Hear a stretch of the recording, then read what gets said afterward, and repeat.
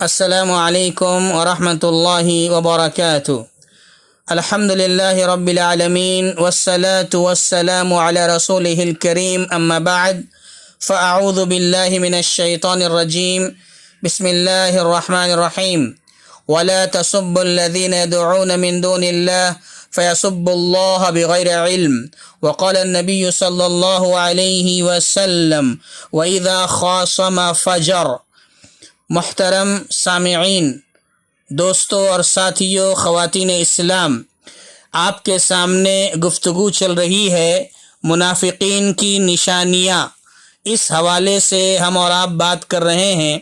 پچھلے درس میں، پچھلی نشستوں میں نے آپ کے سامنے منافقین کی نشانیوں کے حوالے سے ان کی 3 نشانی بتائی کہ ان کی ایک نشانی یہ ہے کہ جب وہ امانت ان کے پاس رکھی جائے تو اس میں خیانت کریں، اور جب بات کریں تو جھوٹ بولے، وعدہ کرے تو وعدہ خلافی کرے۔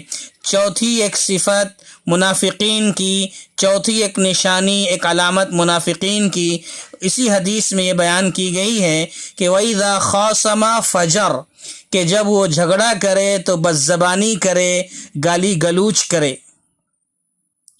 تو دوستوں اور ساتھیوں، سب سے پہلی بات تو یہ سمجھنا ہے کہ دین اسلام جس کے ہم ماننے والے ہیں، یہ ایک مہذب دین ہے، صاف ستھرا دین ہے۔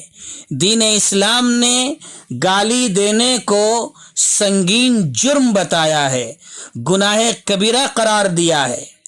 گالی ایک بری خصلت ہے، برے اخلاق میں سے ہے، بری صفت ہے، اور اس میں یہ کہا جا رہا ہے کہ یہ منافقین کی صفت ہے۔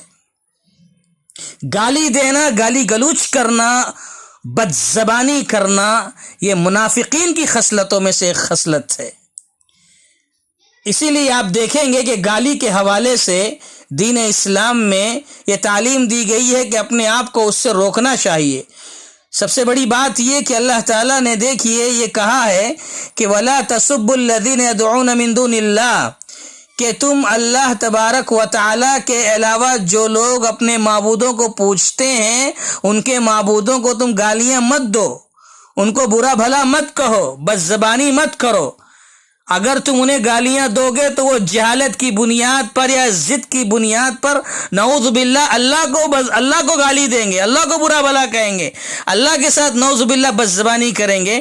یعنی یہاں پر ایک اصولی بنیادی بات یہ بتائی جا رہی ہے کہ گالی ایک غیر مسلم کے معبودان باطلہ کو بھی نہیں دینی چاہیے۔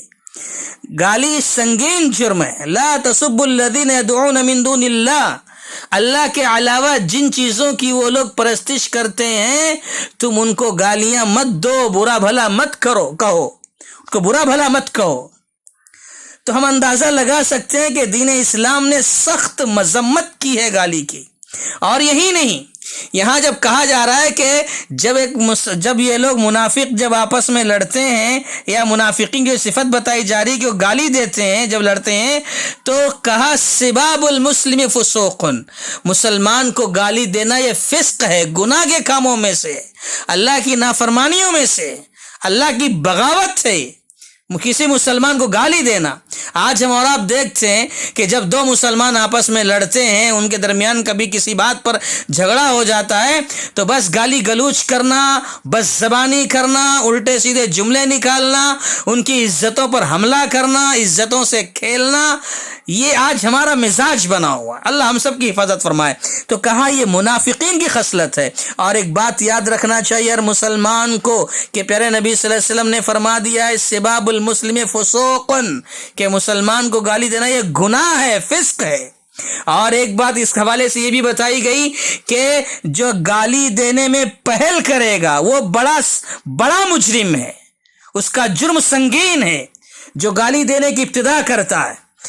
جیسے کہ پیارے نبی صلی اللہ علیہ وسلم نے ارشاد فرمایا، صحیح مسلم کی روایت ہے، المستبان ما قال فعل البادی ما لم يعتد المظلوم، کہ 2 گالی دینے والے جب وہ گالی گلوچ کرتے ہیں تو ان میں جو پہل کرنے والا ہوتا ہے وہ گنہگار ہوتا ہے، وہ گنہگار ہوتا ہے. یعنی اس کا یہ مطلب نہیں ہے کہ اگر دوسرا بھی گالی دینا شروع کر دے وہ گنہگار نہیں ہوگا. گنہگار وہ بھی ہوگا، لیکن جس نے پہل کی ہے، جس نے آغاز کیا ہے گالی دینے کا، بد زبانی کرنے کا، سمجھ لیجئے کہ اس کو پہلے گالی دینے کا، ابتدا کرنے کا، آغاز کرنے کا جرم کیا ہے اس نے، تو اس کو اس کی سزا ملے گی. مجرم ہے، بہت بڑا مجرم ہے. اندازہ لگائیں آپ کہ آج ہماری زبانیں رکتی نہیں ہیں، آج ہماری زبانیں تھکتی نہیں ہیں، کینچی کی طرح چلتی ہیں، اور ایک دوسرے کو تیر ہم مارتے ہیں، گالیوں کا بوچھار کرتے ہیں جو ان کے نشتر کی طرح ان کے دلوں کو چھلنی کر دیتے ہیں، لوگوں کے دلوں کو جو ہے زخمی کر دیتے ہیں. ہماری زبانیں، ہماری گالیاں. اللہ ہم سب کی حفاظت فرمائے. جبکہ ایک حدیث میں یہ بھی بتایا گیا، المستبان شیطانان، گالی دینے والے دو شخص یہ شیطان ہیں، یہ آپس میں ایک دوسرے کے ساتھ بد زبانی کرتے ہیں، ایک دوسرے پر جھوٹ باندھتے ہیں. یہ پیارے نبی صلی اللہ علیہ وسلم کا فرمان ہے. اسلامی تعلیمات میں سے یہ تعلیم دی گئی ہے کہ جب کبھی مسلمانوں کے درمیان، مومنوں کے درمیان آپس میں اگر کوئی تو میں ہو جائے، کوئی بحث ہو جائے، گفتگو ہو جائے، آپس میں جھگڑا شروع ہو جائے، تو کیا کرنا چاہیے؟ پیارے نبی اللہ تبارک و تعالیٰ نے ارشاد فرمایا، انما المؤمنون اخوہ فاصلحوا بین اخویکم، کہ مومن آپس میں بھائی بھائی ہوتے ہیں. اگر ان کے درمیان کوئی مسئلہ درپیش ہو جائے تو ان کے درمیان صلح کر دو، ان کے درمیان صلح کر کے ان کے معاملے کو ختم کر دو، جھگڑے کو ختم کر دو. یہ تعلیم دی گئی اسلام کے اندر. تو کہا یہ منافقین کے اوصاف میں سے ایک وصف ہے، منافقین کی صفات میں سے ایک صفت ہے. یہ منافق کی خصلت ہے کہ جب وہ جھگڑا کرے تو بد زبانی کرے، گالی گلوچ کرے، اپنی زبان پر اسے کنٹرول نہ ہو. تو لہٰذا ہم اور آپ کو بھی چاہیے کہ ہم اور آپ اول تو جھگڑا کرنے سے اپنے آپ کو بچائیں، لڑائی جھگڑے سے اپنی حفاظت کریں، اور اس کے بعد اگر کبھی ایسا معاملہ آئے، کوئی ہم پر ظلم کر رہا ہے، کوئی ہمیں برا بھلا کہہ رہا ہے، تو بہتر تو یہ ہو کہ ہم برداشت کریں، صبر کریں. یہی بہتر ہے. اگر آپ جوابی کارروائی کریں گے تو ظاہر بات ہے آپ بھی مجرم ہو جائیں گے. جیسے کہ وہ مثال آپ کو پتہ ہے، ایک مرتبہ ابو بکر رضی اللہ تعالی عنہ کے سامنے مشرکین نے انہیں برا بھلا کہا، کچھ لوگوں نے گالیاں دیں، اور ابو بکر رضی اللہ تعالی عنہ وہاں کھڑے خاموش سنتے رہے. اللہ کے نبی صلی اللہ علیہ وسلم بھی موجود تھے. جب وہاں پر لوگوں کی طرف سے گالیاں یا برا بھلا کہنا زیادہ ہونے لگا، ابو بکر رضی اللہ تعالیٰ عنہ سے برداشت نہیں ہوا تو جوابی کارروائی انہوں نے بھی کر دی. اللہ کے نبی صلی اللہ علیہ وسلم وہاں سے اٹھ کر چلے گئے. ابو بکر رضی اللہ تعالیٰ عنہ نے پوچھا اللہ کے نبی صلی اللہ علیہ وسلم سے بعد میں، اے اللہ کے نبی آپ نے ایسا کیوں کیا؟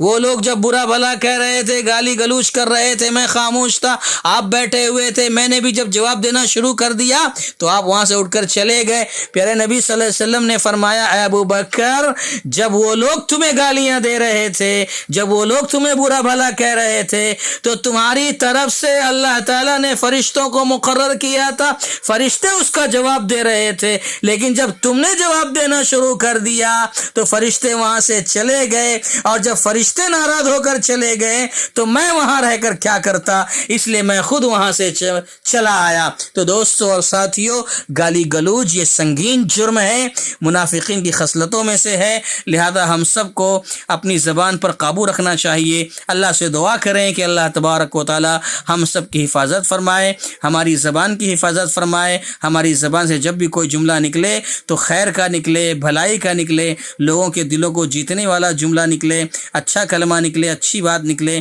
اللہ ہم سب کو دنیا میں عزت کے ساتھ رکھے، ہمارا خاتمہ ہو تو ایمان بالخیر پر ہو.